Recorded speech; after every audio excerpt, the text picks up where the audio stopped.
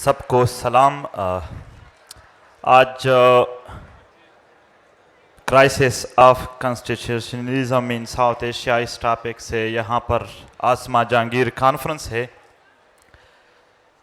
सबसे पहले आसमा जहांगीर फाउंडेशन को सलाम के महकूम और मजलूम तबकों को यहाँ खुलकर इजाज़त होती है कि वो बात कर सके, और शायद ये आसमा जहांगीर की स्पिरिट है कि वो इस चीज़ को। मेरा टॉपिक तो यहाँ पर इन्फोर्स डिसअपीयरेंस के साथ है, मगर थोड़ा इस पर बात करते हैं। 2001 में वार ऑन टेरर के नाम से जब दुनिया में एक नया टर्मिनोलॉजी आया, तो इस वार ऑन टेरर को फॉलो करने के लिए दुनिया का पता नहीं, मगर हमारे इलाके में स्टेट ऑफ एक्सेप्शन कायम कर दिया गया। स्टेट ऑफ एक्सेप्शन में भी यहां पर किसी ने एग्रेगो एगाम्बन, जो एक इटालियन राइटर है, उसका एक बुक है स्टेट ऑफ एक्सेप्शन, जो उन्होंने इटली मेसोलिनी पीरियड में और नाजिज के दौर में जर्मन में जो स्टेट ऑफ एक्सेप्शन था वो बयान किया गया है। उसी तरह एक स्टेट ऑफ एक्सेप्शन पैदा किया गया। स्टेट ऑफ एक्सेप्शन की मानी यानी जो नॉर्मल रूल है वो चेंज कर दी गई। इवन यहां फौजियों के वर्दिया भी चेंज हो गए उसके साथ, और एक नैरेटिव पैदा की गई कि यहां पर कौमी सलामती को खतरा है। और फिर इस नाम पे कारोबार शुरू हो गया। हर वो जर्नलिस्ट टारगेट हुआ जो अवाम की बात कर रहा था, हर वो सियासी क़ियादत टारगेट हुआ जो अवाम की बात कर रहे थे, जो उस पॉलिसी के हक में नहीं थे, जो आम जमीनी हकायक को बयान कर रहे थे। और हर उस मकाम पर हमारे वतन में धमाके हुए जहां पर लोग इकट्ठे हो रहे थे, यानी इज्तिमायत पर पाबंदी, ताकि लोगों की आवाज न सुनी जा सकी। ये गलत काम कर रहे थे, और गलत काम करने के लिए तारीकियों का होना जरूरी है, जहल जरूरी है इसके लिए कि लोग न समझ सके। मास डिटेंशन हुआ, पूरे इलाके को सीज कर दिया गया, और फिर इस मास डिटेंशन को जस्टिफाई करने के लिए action in aid of civil power जैसे कवानीन। Action in aid of civil power किसी ने पढ़ा है? Action in aid of civil power में लिखा है कि किसी को उसके इंटेंशन के बुनियाद पर, यानी एक बंदा सोच रहा है, बेटा है, और आप उसको मार दो कि ये सोच रहा था कि मैं हमला करने वाला हूं। इस तरह के कानून लागू कर दिए गए, मिलिट्री कोर्ट्स पैदा किए गए, मिलिट्री कोर्ट्स बना दिए गए, और पुलिसिंग का काम फौज ने अपने हाथों में ले लिया। मेरे दोस्तों, हर रोज फेक इनकाउंटर्स किए जा रहे हैं, लोगों को लापता किया जा रहा है। पेरिफ्रीज के लोग, पेरिफ्रीज के अवाम, महकूम कौमों के अवाम, वो बेरोजगार है, वो बेतालीम है, वो उनको सेहत के मौके नहीं है। रियासत को चाहिए था कि उनको सेहत के मौके देते, तालीम देते, रोजगार देते, मगर उनको जहनी तवाज़ुन मुकम्मल खराब करने के लिए माओ बहनों को लाशें मिले, मिसिंग पर्सन मिले, लापता अफराद मिले। extrajudicial killing. Dear sir, Rao Anwar who killed 440 person extrajudicially is roaming free, while Ali Wazir, whose family 18 family members were killed by terrorists, is in jail. This is justice in Pakistan. और रियासती जबर को, इस point को note करें, रियासती जबर को कवर करने के लिए ऐसे ऐसे ग्रुप्स बना दिए गए कि उनके जुल्म के बाद किसी मजलूम के जहन में इंसाफ और अदालत की कोई तवक्को न रहे। यानी तालिबान, यानी बलूचिस्तान में डेथ स्क्वाड्स, वो ऐसे ऐसे तरीके बना दिए गए कि आम आवाम के जहन में ये कोई आफत समझे और वो अदालत और इनकी तरफ कोई रुजू भी न कर सके।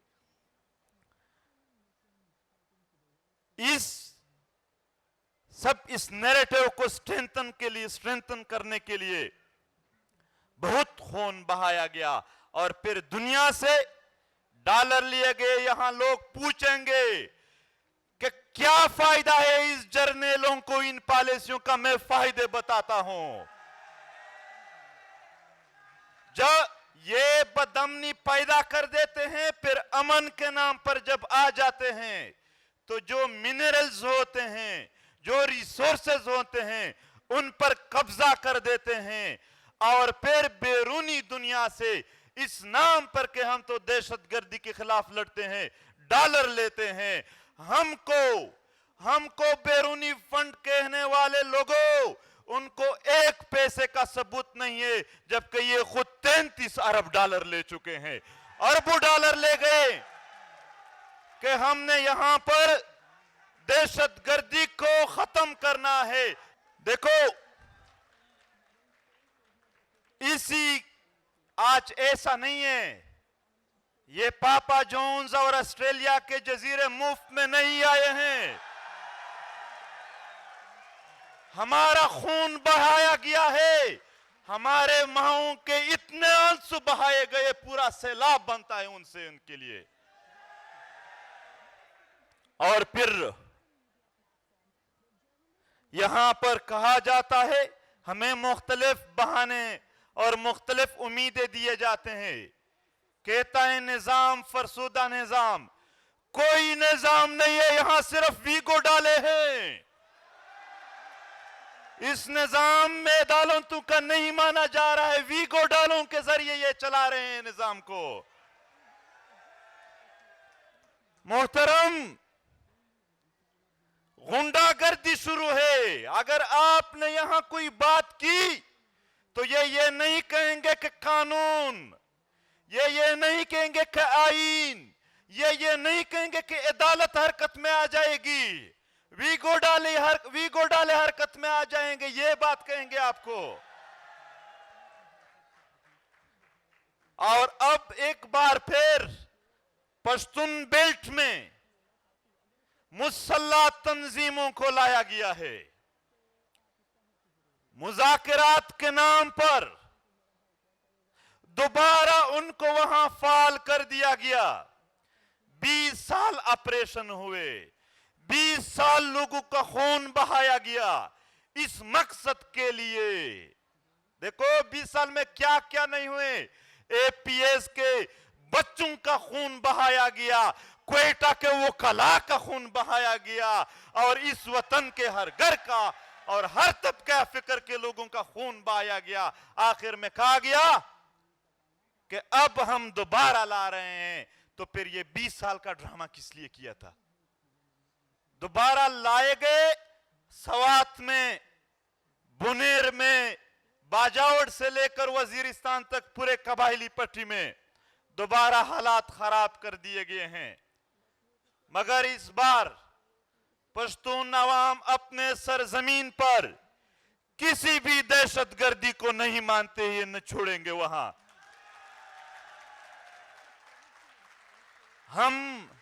हम उम्मीदें रखें तो किससे उम्मीदें रखें? पार्लियामेंट से। पार्लियामेंट जर्नैलों के इजाजत के बगैर हमारे अमन के लिए एक मीटिंग भी नहीं कर सकती है। मीडिया से उम्मीदें बांधे, ये मीडिया जर्नैलों के इजाजत के बगैर एक टिकर नहीं चला सकते हैं।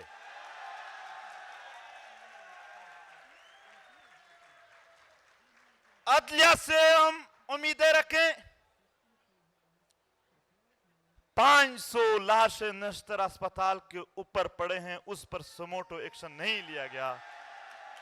अली वजीर को जमानत देने के बावजूद भी उसके अदालत के फैसलों को किसी ने नहीं माना। क्या उम्मीदें रखेंगे?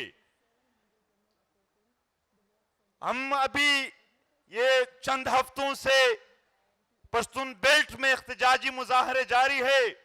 एक अजीब सी बात बताता हूं, ये वहां के एमपीएस या एमएनएस के दिल शिकने के लिए नहीं है कि उसके हौसले टूट जाए और ना आए, बल्कि एक हकीकत के तौर पर मैं पेश करता हूं।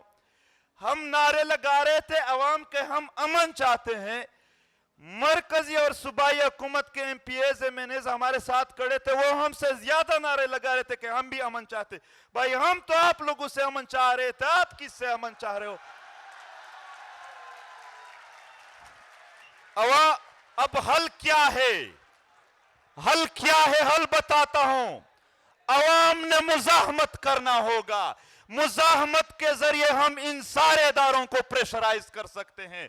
मुजाहमत के जरिए हम इस सारे हालात को चेंज कर सकते हैं।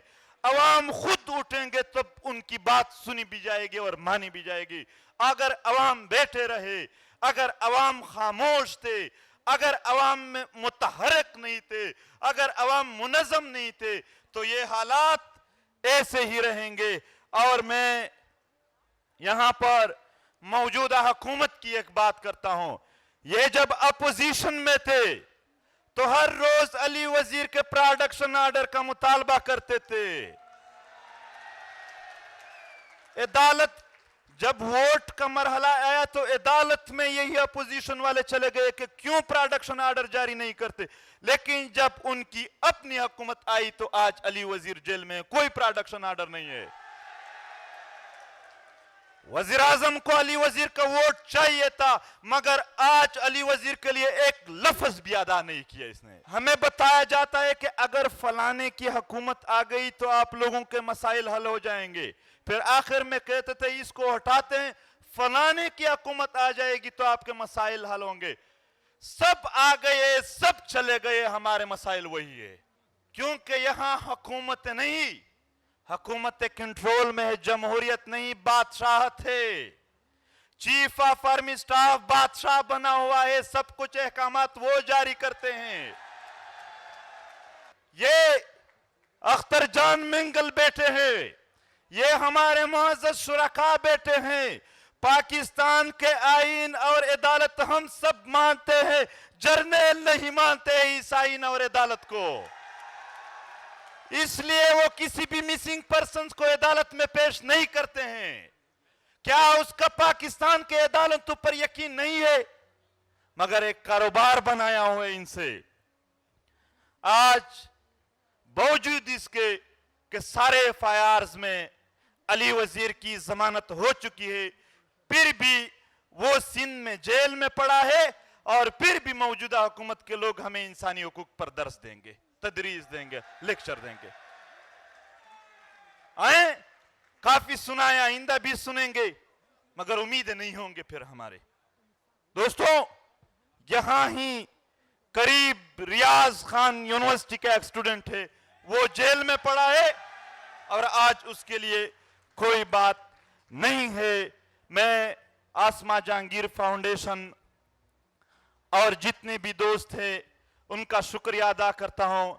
शायद हमारी बातें बाज लोगों के लिए, बल्कि मैं स्पेशल कहूंगा फौजी जर्नलों के लिए तल्ख होंगे, मगर ये एक हकीकत है और हम हकीकी जिंदगी गुजारते हैं।